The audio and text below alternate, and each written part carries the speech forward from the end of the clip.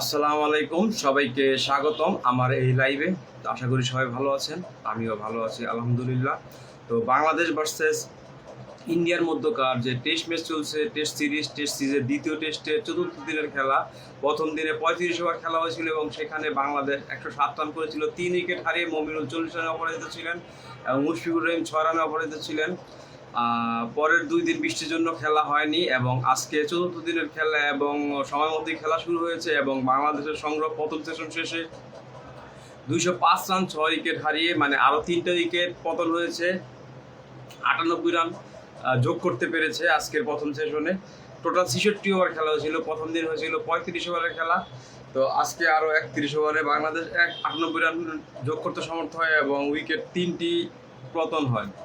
তো উইকেট 3টি পতন হয় মুশফিকুর রহিম, লিটন কুমার দাস এবং সাকিব আল হাসান। সাকিব আল হাসানের লাস্ট টেস্ট এটা কিন্তু তিনি ভালো করতে পারেননি, তবে আসার বিষয় একটাই, মমিনুল হক তিনি সেঞ্চুরি করেছেন, তিনি 40 রানে অপরাজিত ছিলেন। আজকে আরও 62 রান তিনি যোগ করতে পেরেছেন।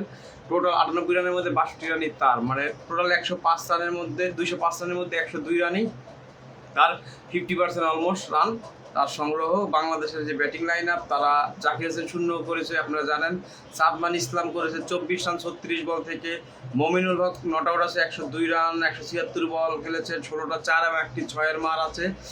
রাজল হোসেন শান্ত দলীয় অধিনায়ক 31 রান করেছেন 57 বল থেকে।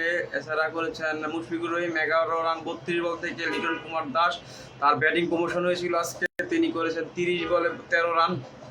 সাকিব আল হাসান তিনি 9 রান করেছেন 17 বল থেকে। মেহেদি হাসান মিরাজ তিনি 26 বল থেকে 9 রান, এক্সট্রার খাতিরে এসেছেন 9 রান। টোটাল 66 ওভারে বাংলাদেশ সংগ্রহ 205 রান 6 উইকেটে। উইকেট পেয়েছে Jasprit Bumrah 14 over 6 maiden 36 run 1 wicket. Mohammad Siraj 13 over 2 maiden 46 run 1 wicket. Ravichandran আসেন 15 ওভার 1 মেডেন 45 রান 2 উইকেট এবং Akashdeep 15 over 6 maiden 43 run 2 wicket. Rabindra Jadeja 9 over 28 run.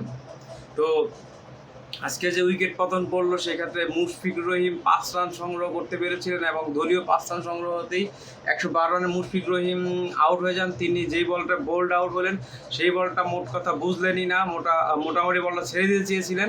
তো বল ছেড়ে দিতে চাইলে কী হবে, বল গিয়ে বেলে আঘাত হানে সরাসরি এবং বোল্ড আউট হয়ে পেভিলিয়নে ফেরত যান। তারপরে সিরাজের বলে আউট হন লিটন কুমার দাস, তাকে সুযোগ দেওয়া হয়েছিল, রোহিত শর্মা ক্যাচ ধরেন এবং সিরাজ বল করেন এবং সাকিব আল হাসান তার লাস্ট টেস্টে অলমোস্ট সেটা, তো তিনি যেই ব্যাটিং করলেন বা যে অ্যাপ্রোচ দেখালেন সেটা টেস্টের অ্যাপ্রোচ না, বা তার ক্রিজে টিকে থাকার মতো চিন্তাভাবনা বা মনোবাসনা ছিল বলে মনে হয় না। তার যে শটটা মেরেছেন, দুর্দান্ত একটা ক্যাচ ধরেছেন সিরাজ, তিনি গ্যাপই মারার চেষ্টা করেছিলেন কিন্তু বল অনেক উপরে উঠে গিয়েছে, কিন্তু এই শট আসলে টেস্টে যায় না। টি-20 বা ওয়ানডে হলেও মারা যেত, বা আমার এত তাড়া নেই যে অনেক তাড়াতাড়ি রান করে ফেলতে হবে। তো যেহেতু ওপর প্রান্তে মমিনুল সেট ব্যাটসম্যান, তার সাথে সঙ্গ দিয়ে ইনিংসটা বিল্ড আপ করতে হবে, টেস্টটাকে আসলে টেস্টের মতো খেলতে হবে। তো ভালোই হয়েছে সাকিব আল হাসান রিটায়ার নিয়ে নিয়েছেন, কারণ আনফিট একটা প্লেয়ার খেলে দলের আসলে বোঝা হওয়ার থেকে বিদায় নিয়ে নেওয়া ভালো। এবং তার যে ব্যাটিং দেখলাম আজকে, তার বিদায়টা যথার্থই ছিল। তার এই টেস্টের 2 ইনিংস যে ব্যাট করবে সেটাও মনে হয় তার মনের ভিতরে নেই, যার কারণে তার ব্যাটিং অ্যাপ্রোচটা খুবই প্রশ্নবিদ্ধ। এই শট আসলে টেস্টে চলে না, আর খুবই তাড়াহুড়া ছিল তার ব্যাটিংয়ে। মনে হচ্ছে তার দ্রুত ক্রিজ থেকে নেমে যেতে হবে, না হলে অন্য কিছু হতে পারে, বা পুলিশ ধরে নিয়ে যেতে পারে ইন্ডিয়া থেকে, এরকম কিছু মনে করতে পারেন তিনি।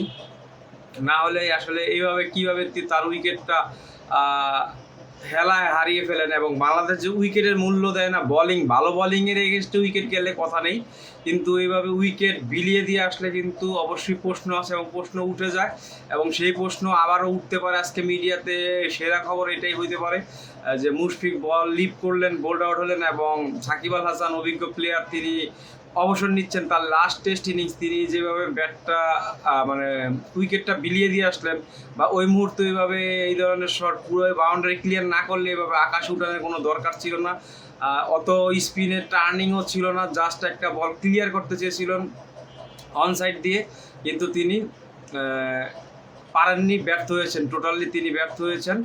তো যাই হোক, বাংলাদেশ আসলে তাদের জন্য 2 দিনও মনে হয় বেশি হয়ে যাচ্ছে এখন সময় আমার কাছে মনে হচ্ছে, কারণ এই সেশনের মধ্যে হয়তো তারা অল আউট হয়ে যাবে। তারপরে ইন্ডিয়া যদি 2 সেশন বা 3 সেশন 3 সেশন ব্যাট করতে চাইলে অনেক বেশি সময়, 2 সেশনে যদি দ্রুত ব্যাট করে আবার বাংলাদেশকে ব্যাটিংয়ে পাঠিয়ে দেয়, সেক্ষেত্রে বাংলাদেশকে হয়তো বা আরেকবার অল আউট করলেও করতে পারে এবং ইন্ডিয়া হয়তো বাংলাদেশের রানটা নিয়েও নিতে পারে। দেখা যাক কি হয়। কিন্তু যেই ব্যাটিং বাংলাদেশে বা যেই অ্যাপ্রোচ, তাতে দেখা গেছে ইন্ডিয়া এই 2 দিনের মধ্যেও জিতার চেষ্টা করবে। কারণ বাংলাদেশে একজন বলার শট আছে, কারণ সাকিব আল হাসানের বলিং লাস্ট ম্যাচে দেখেছি আমরা ভালো হয়নি, তো তার ব্যাকআপ হিসেবে আরেকজন স্পিনার নিয়েছে তাইজুল, এবং পেসার একজন বসিয়েছে, এবং পেসার খালেদ আহমেদকে হারিয়েছে নাহিদ রানা এবং তাসকিন আহমেদকে বসিয়েছে, আর আসছে দলে তাইজুল ইসলাম। তো দেখা যাক কি হয়। ব্যাটিং যতটুকু করেছে, কংগ্রেচুলেশন মমিনুল হক তার 13তম সেঞ্চুরির জন্য। তো বেস্ট অফ লাক, দেখা যাক মমিনুল হক কতখানি ক্যারি করতে পারে। তো ভিডিও দেখার জন্য সবাইকে ধন্যবাদ এবং আসসালামু আলাইকুম।